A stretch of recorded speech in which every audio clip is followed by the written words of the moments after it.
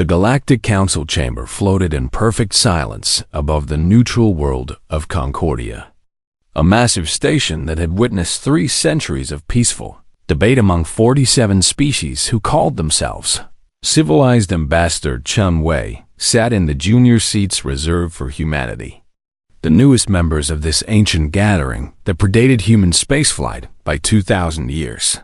The elder races spoke in measured tones about the Zeltheran sovereignty's recent expansion into disputed border territories.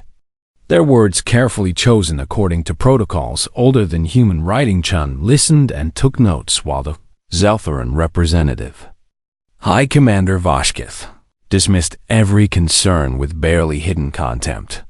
The primitive species worry too much, Vashkith said, his translator rendering his clicking language into flat standard galactic. Perhaps if they spent less time debating and more time strengthening their positions, they would not feel so threatened. Several elder council members nodded thoughtfully at this, as if casual dismissal of territorial aggression was simply another viewpoint worthy of consideration. Chun shifted in his seat but remained silent, watching and learning as he had. For 3 years since taking this posting, the debate continued for another hour until the council moved to forming a committee that would investigate the matter over the next standard year. Chun had seen this pattern before: endless discussion that led to reports that led to more discussion, while nothing actually changed. Then the emergency transmission arrived. The council's communication officer, a crystalline being from Tharsis 7, announced incoming distress signals from the human frontier system of Tau Ceti. Chun stood immediately. Honorable Council, I request permission to present urgent information, he said. The council speaker, an ancient being whose species had founded the council millennia ago, gestured permission with one of its many appendages. The view screen activated and showed the debris field where 3 colony ships had been massive vessels that carried 4,000 souls each on their journey to establish a new world. Twisted metal floated in the black. Hull sections torn apart by military-grade weapons. Escape pods drifted empty, their hatches blown open from outside. Voice remained steady as he narrated what the data showed. 12,000 human colonists, including 4,000 children, destroyed by deliberate military action approximately 6 hours ago. Our surviving scouts recorded the attacking vessels, Zeltheran military craft operating in formation under fleet command protocols. This was not an accident. This was murder. The chamber erupted in shocked murmurs from most species. While the Zeltheran delegation sat motionless, High Commander Vashkith stood slowly. A tragic navigational accident in contested space, he said. The sovereignty extends its sympathies to the human delegation, but these frontier regions are dangerous. Perhaps humanity should reconsider sending their vulnerable civilians into territories they cannot adequately defend. Chun felt his hands clench, but kept his expression neutral. Commander, our scouts recorded your vessels firing upon our ships for 17 minutes. Chun said, they recorded distress signals being broadcast. They recorded your vessels systematically destroying escape pods. They recorded your commander laughing over open channels. Would you like me to play that recording for the council? The chamber fell silent. Vashith's translator device clicked rapidly before responding. I question the authenticity of such convenient recordings. The sovereignty's investigation will determine what actually occurred. Assuming anything occurred at all beyond human paranoia, Chun touched his datapad and the audio began. Screams of dying colonists, emergency broadcasts begging for mercy, and then a Zeltheran voice clearly audible saying, let the primitives learn the cost of expanding beyond their capabilities. Followed by laughter, the sound echoed through the council chamber where some species had never heard such casual cruelty in 300 years of peace. The council speaker raised several appendages for silence. This is indeed troubling, it said. The Council will naturally investigate this incident thoroughly. We will form a special committee to examine all evidence and hear testimony from both parties. Given the complexity of frontier territorial disputes, we anticipate this investigation will require at least 1 standard year to 1 year. Chun interrupted. Violating every protocol of council decorum, 12,000 humans are dead. We have proof of who killed them. We have recordings of them laughing about it. And you propose to spend a year discussing it. The speaker's tone remained patient, the tone one might use with an excitable child. Ambassador Chun, we understand this is emotional for your species, but the Council has procedures. These procedures exist to ensure fairness and justice. We cannot simply rush to judgment based on preliminary evidence. All parties deserve to be heard. All facts must be thoroughly examined. Chun looked around. Chamber at faces both alien and familiar after 3 years of service. Here he saw sympathy in some eyes, calculation in others. And in a few, he saw the same bureaucratic indifference that had allowed atrocities to go unpunished for centuries. I formally request, Chun said slowly, that the Council compel the Zelther sovereignty to provide reparations for the big families of the murdered colonists and to turn over those directly responsible for this attack to face justice. The council members looked at each other. Some seemed sympathetic, but uncertain. Others looked distinctly uncomfortable at such a direct demand. High Commander Voshkith laughed, a sound his translator rendered as clicking static. The human demands punishment for a navigational accident? He said. How delightfully primitive. Perhaps Ambassador Chun should learn that in this council. Strength matters. Humanity is weak. Weak species do not make demands of strong ones. They accept what happens and grow stronger, or they fade away. This is the natural order of things. Several elder council members shifted uncomfortably, but said nothing. One representative from a species Chun had considered friendly spoke up. Perhaps the sovereignty could provide some modest compensation as a gesture of goodwill, even without admission of fault, and humanity might consider the dangers of aggressive colonization into disputed territories.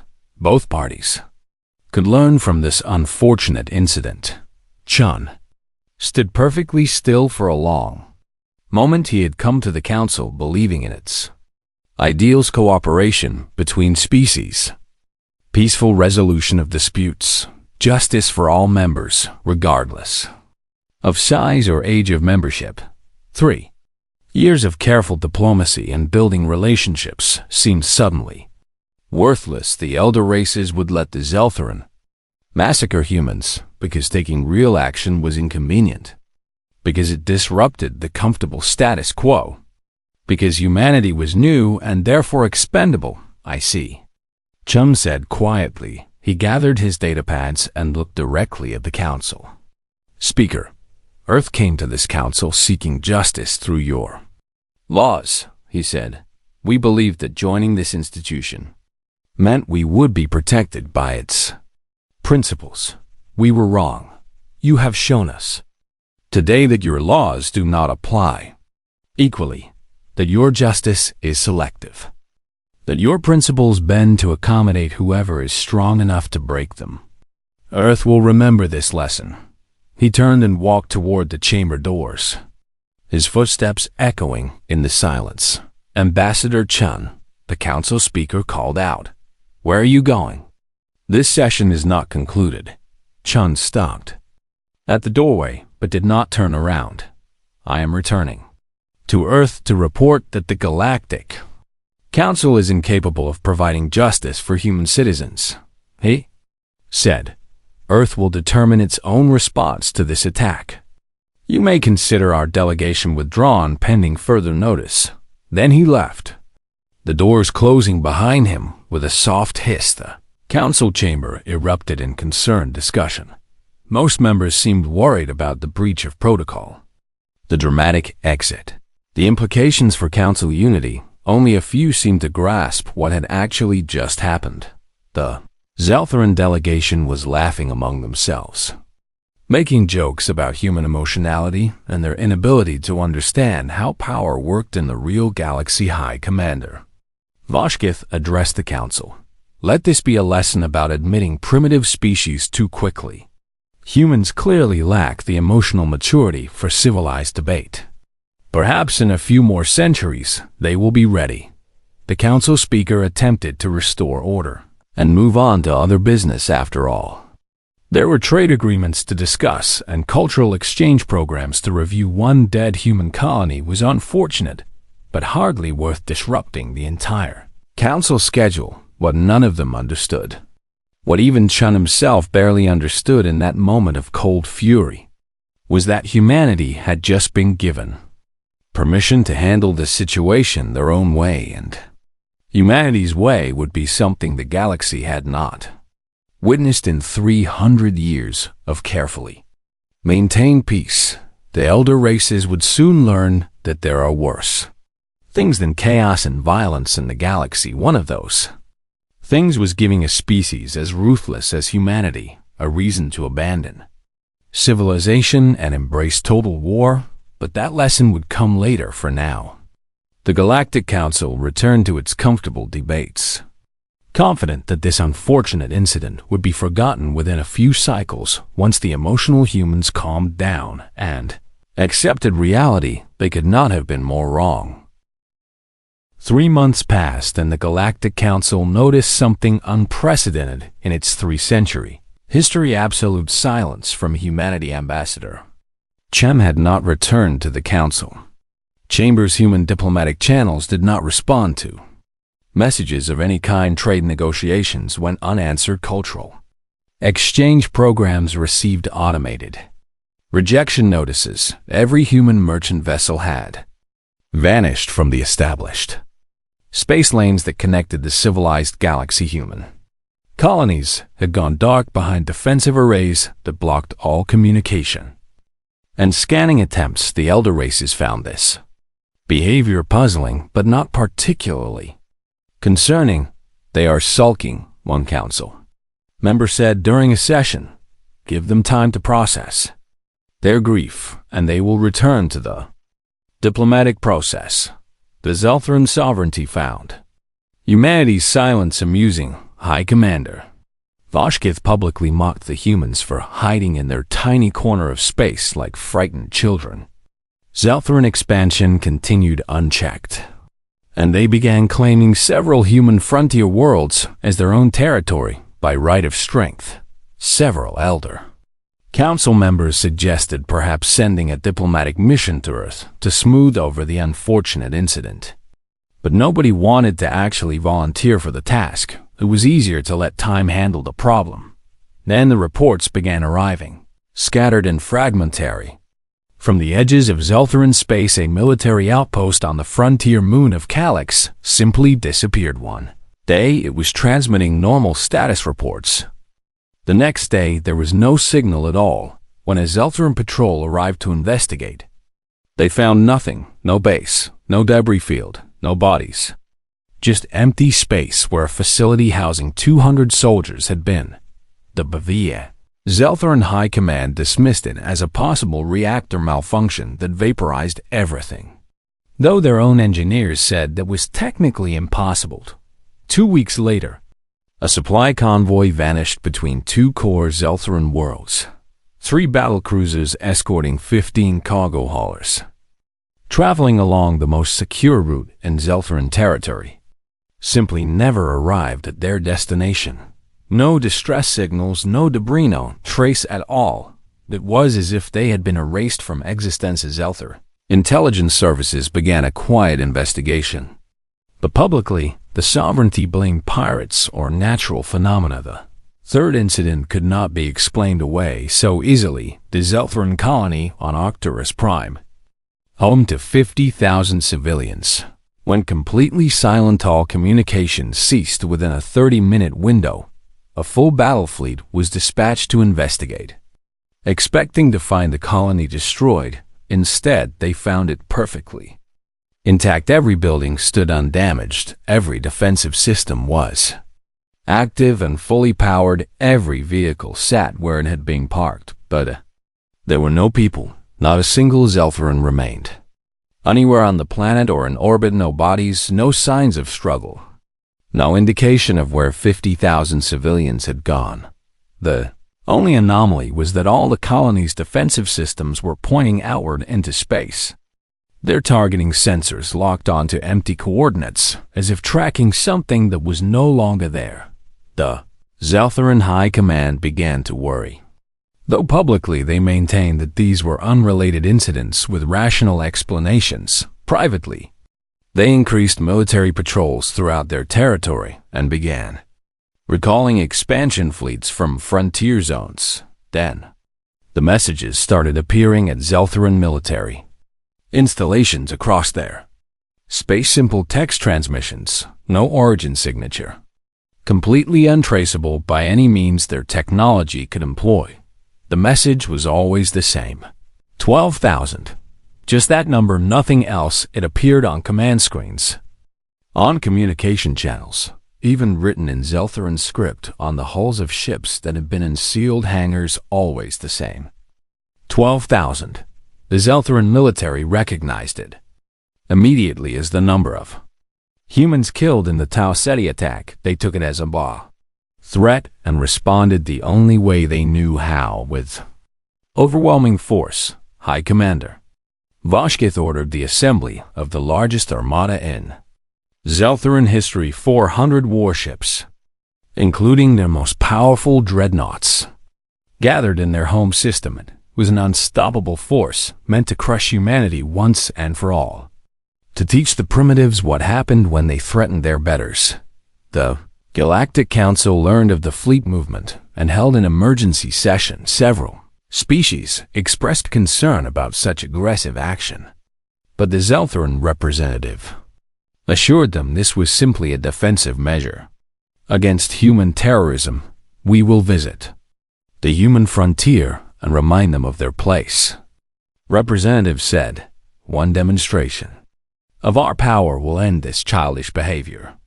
The council voted to send observers along with the fleet to ensure no violations of warfare conventions occurred. The Zeltheran agreed. Confident that witnesses would see humanity humbled, the armada jumped to hyperspace.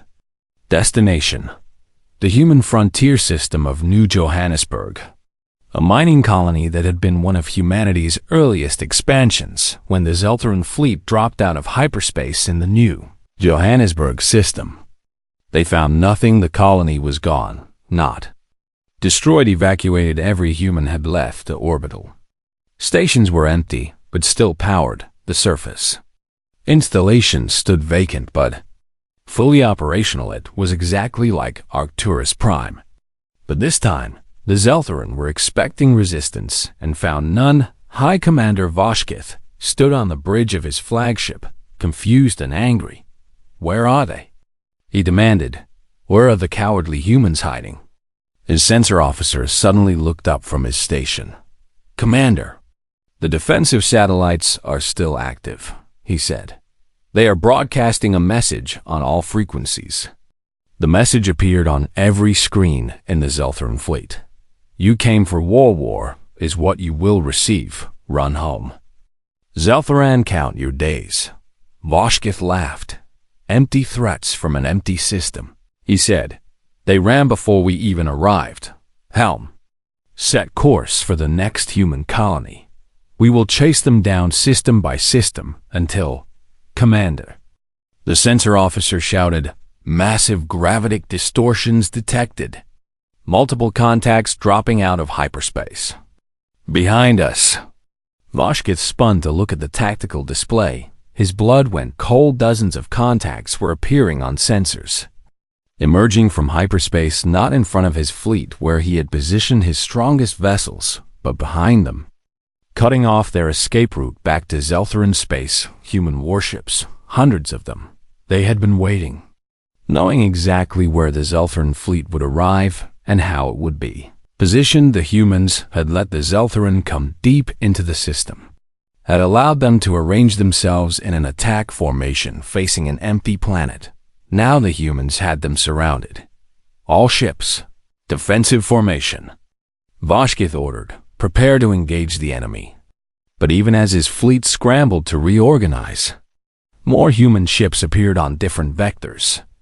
Above and below the plane of the system, the Zeltheran armada, which had seemed so overwhelming at 400 ships, suddenly found itself outnumbered nearly 3-1 the human. Fleet made no attempt at communication, no demands for surrender, no warning shots. They simply opened fire.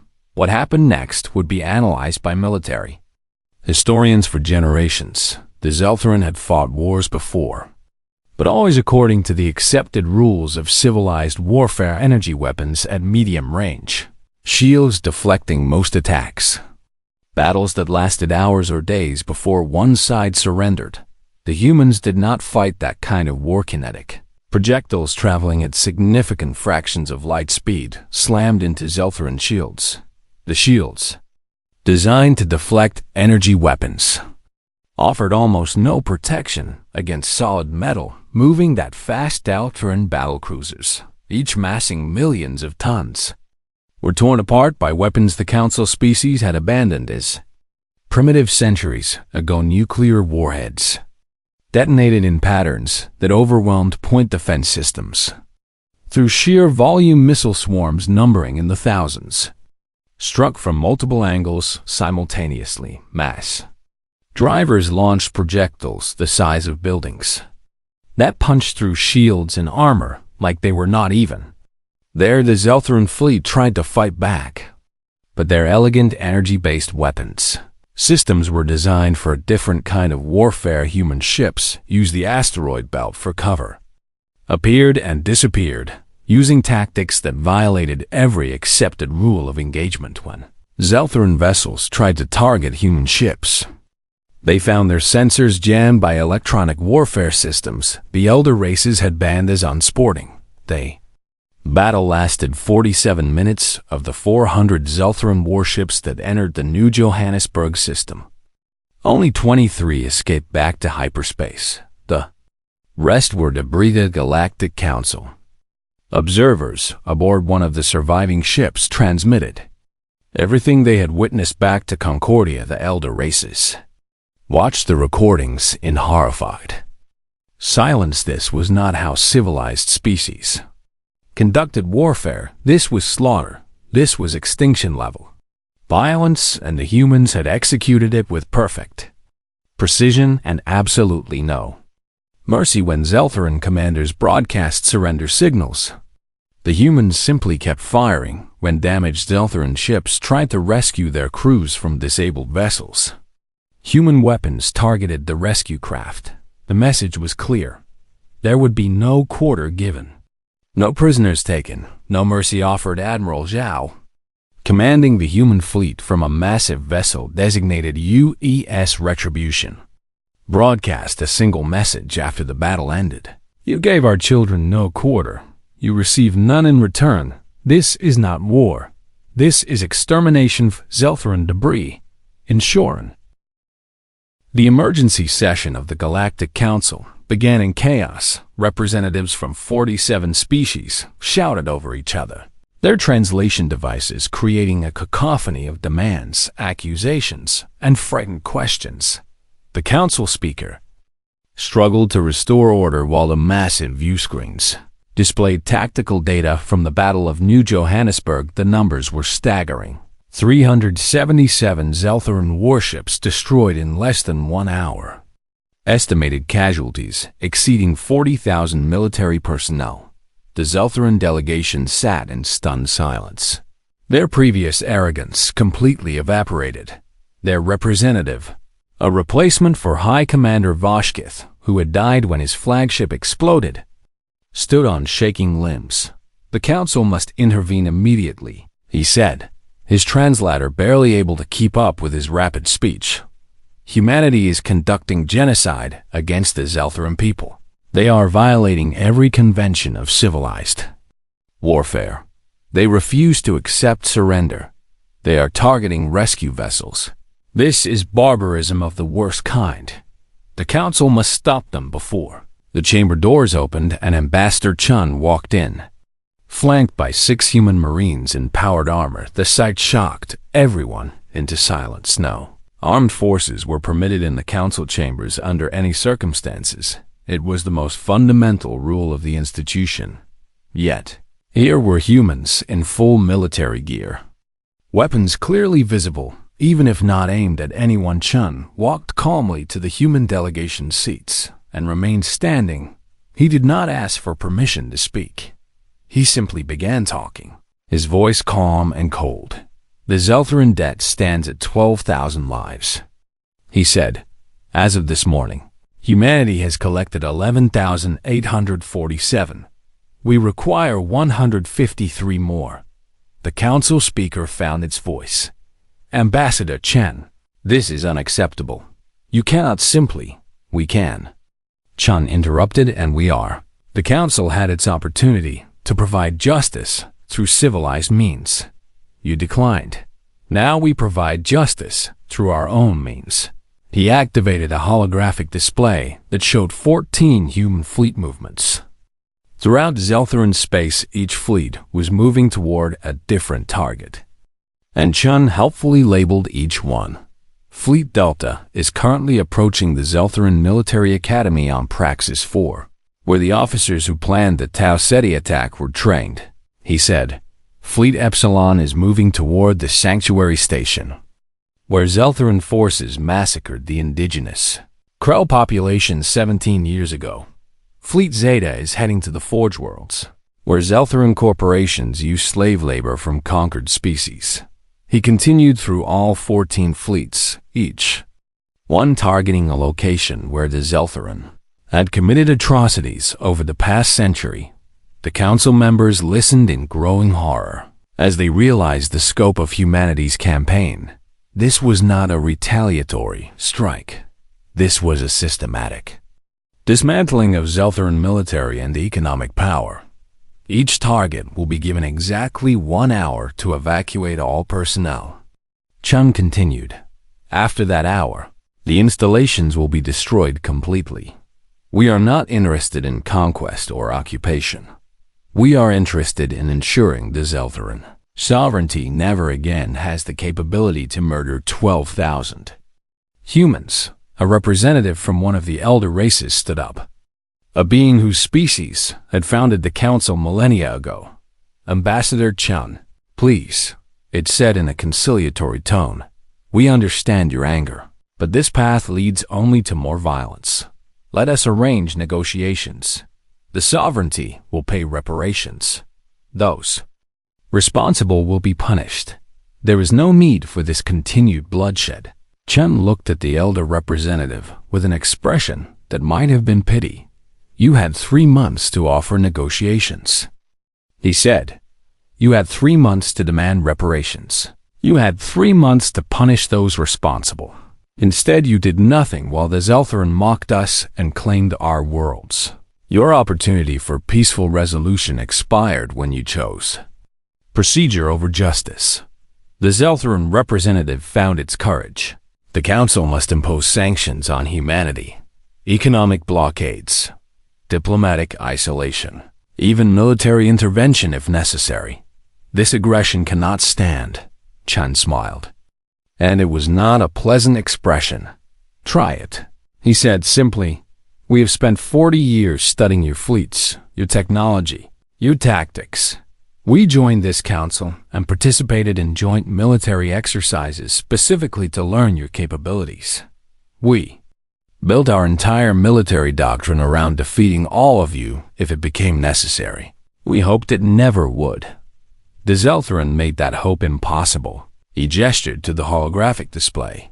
Every human warship you have seen is designed with one purpose: to fight and defeat council militaries. Your energy shields are useless against kinetic weapons.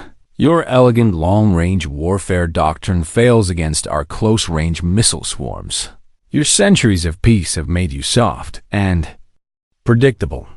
We have been preparing for war since the day we joined this council." The chamber fell into shocked silence. One of the council observers who had witnessed the battle spoke up, its voice shaking. "They are telling the truth. I watched human vessels execute maneuvers that should be impossible. Their weapon systems operated with perfect coordination across hundreds of ships. Their electronic warfare blinded our sensors completely. And worst of all, they fought without hesitation or mercy. When our ships tried to surrender, the humans did not even acknowledge the signals. They simply kept killing until nothing remained." Another representative stood. "How many ships does Earth have?" Chung considered the question. "That information is classified," he said. "But I can tell you that the forces currently deployed represent approximately 40% of our total military capacity." The implications sent a wave of fear through the chamber. If the fleets destroying the Zeltran sovereignty were only 40% of human strength, then Earth could potentially fight the entire council. A military analyst from the Tharsis Concordance ran quick calculations and announced, "At current human production rates, they will achieve numerical superiority over the combined council fleets within 5 standard years. Their technology, while primitive by our standards, is proving devastatingly effective against our defensive systems, and they are advancing in areas we have neglected or banned. Artificial intelligence coordination, cyber warfare, autonomous weapons systems." Chun nodded. "We never signed your technology limitation treaties," he said. "We were not members when those agreements were made. While you bound yourselves with rules about what weapons were too dangerous or unsporting, we built exactly those weapons because we suspected that someday we might face a galaxy that talked about civilization but practiced barbarism." A younger council member, representing a species that had often felt threatened by larger powers, spoke carefully. "Ambassador Chun, surely you do not intend to threaten the entire council. Many of us had nothing to do with the Zeltran attack. Many of us sympathize with your loss." Chun's expression softened slightly. "Earth has no quarrel with species that respect our sovereignty and honor our citizens' lives," he said. "Our campaign is targeted specifically at the Zeltran sovereignty and those who supported their impunity. However, we will never again trust the Council to protect human interests." He pulled out a datapad and displayed a formal document. "These are Earth's terms for remaining in the Galactic Council," he said. The terms appeared on every screen in the chamber. First, permanent human membership on the Security Council with veto power over all military and security decisions. Second, recognition of an expanded human sphere of influence, tripling current territorial boundaries. Third, reparations of 5 trillion credits from the Zeltran sovereignty to be distributed to the families of Tau SETI victims. Fourth, formal acknowledgement that the Council failed in its duty to protect human colonists and prevented justice through bureaucratic indifference. Fifth, the right to maintain military forces exceeding Council limitations, with no restrictions on technology or weapons development. The chamber erupted in outrage. "This is extortion," one representative shouted. "You cannot dictate terms to the entire Council." Another yelled, "These demands would fundamentally alter the balance of power that has kept peace for 3 centuries. Chun waited for the noise to die down. "You have 48 hours to accept these terms," he said. "If you decline, Earth withdraws from the Council entirely and establishes our own sphere of influence, by force if necessary. We have demonstrated we can defeat the Zeltran military. Consider carefully whether you want to discover if we can defeat yours as well." He turned to leave, then paused. "One more thing," he said. "Several smaller species have approached us requesting defensive technology and military training. Species who feel threatened by larger powers and who have learned from watching us that the Council will not protect them. We have agreed to provide this assistance if the Council moves against Earth." You may find yourselves facing a coalition rather than a single species. Think about that before you make threats you cannot enforce. The human delegation walked out, their armored marines falling into formation around them, the doors closed. Leaving the council in stunned silence, the council speaker attempted to call for order and discussion, but nobody was listening. Comprehensive. 3 weeks into the human campaign against the Zeltheran sovereignty, the galaxy watched in horrified fascination as an empire that had stood for 8 centuries collapsed like a structure built on sand. Every day brought new reports of Zeltheran military installations reduced to debris, shipyards torn apart, orbital platforms destroyed with surgical precision. The human fleets moved through Zeltheran space like death itself, appearing without warning and leaving nothing but wreckage in their wake. What terrified observers most was the methodical nature of the destruction. This was not rage or chaos. This was calculated extermination executed with perfect discipline. Humans published a running tally on all galactic communication frequencies, a constant reminder broadcast in every known language. Zeltheran debt, 12,000. Lives paid to date, 11,847. Outstanding balance, 153. The number updated daily as human forces completed their missions. Each update was accompanied by detailed documentation, names of those killed, their role in the Tau Ceti massacre or other atrocities, evidence of their crimes. The humans were keeping meticulous records, proving that every death was deliberate and justified according to their own harsh mathematics. The psychological impact was devastating. Zeltheran military morale collapsed as soldiers realized they were not fighting a war but being hunted systematically. Their government fragmented as different factions blamed each other for the catastrophe. Their economy imploded as trade partners fled association with a civilization marked for destruction. Refugees flooded into neighboring systems, overwhelming humanitarian resources and bringing with them stories of human fleets that appeared in orbit with no warning.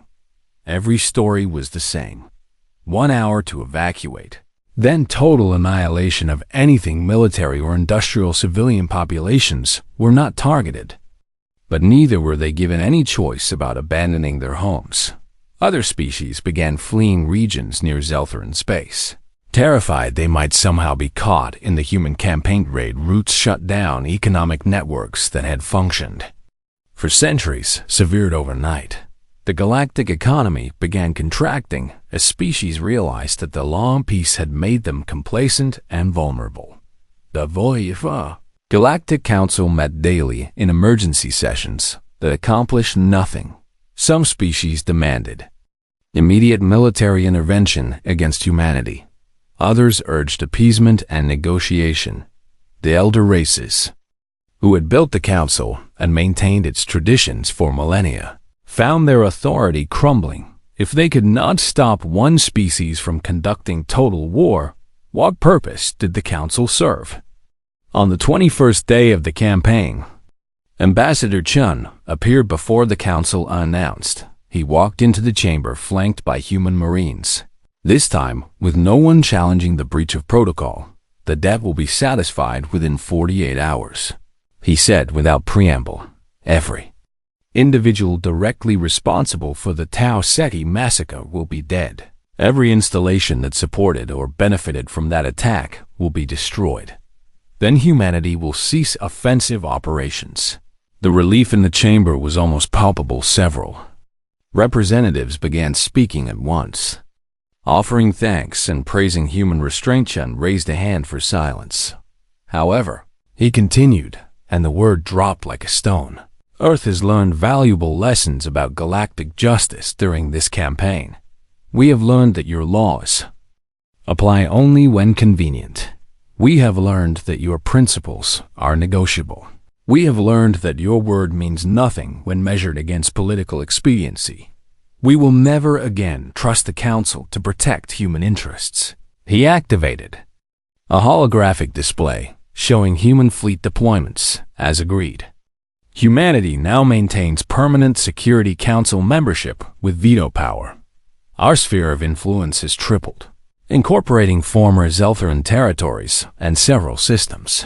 Voluntarily requesting human protection, our military will maintain readiness at current levels indefinitely. We will continue development of weapon systems without restriction, and we will honor our commitments to provide defensive technology to species who request it. A representative from one of the elder races stood carefully. Ambassador Chun. Surely now that justice has been achieved, Earth can reduce its military posture. The Council acknowledges our failure and has granted your requests. There is no need for continued militarization. Chun looked at the representative with an expression that might have been sympathy. You still do not understand, he said. We did not build this military because we wanted to. We built it because you taught us we had to. When we came to you seeking justice for 12,000 murdered humans, you offered committees and investigations and delays. When we came to you with evidence of genocide, you offered sympathy and suggestions that we should have defended ourselves better. You taught us that in this galaxy, the only justice available is the justice we can take by force. So we took it. And now that we have proven we can take it from the Zeltheran, every other species in this council is wondering if we could take it from them too. The silence that followed was profound. The answer, Chun continued, is yes. We could. We have studied your defenses, your fleet compositions, your tactical doctrines. We have identified the weaknesses in every major military power in this council. Not because we want to attack you, but because we will never again be vulnerable to the kind of attack that killed 12,000 of our people. He paused. Letting that sink in, Earth does not seek war with the Council, he said, but we will maintain the capacity to wage it if necessary. If that makes you uncomfortable, perhaps you should have considered that before allowing the Zeltheran to massacre our colonists without consequences.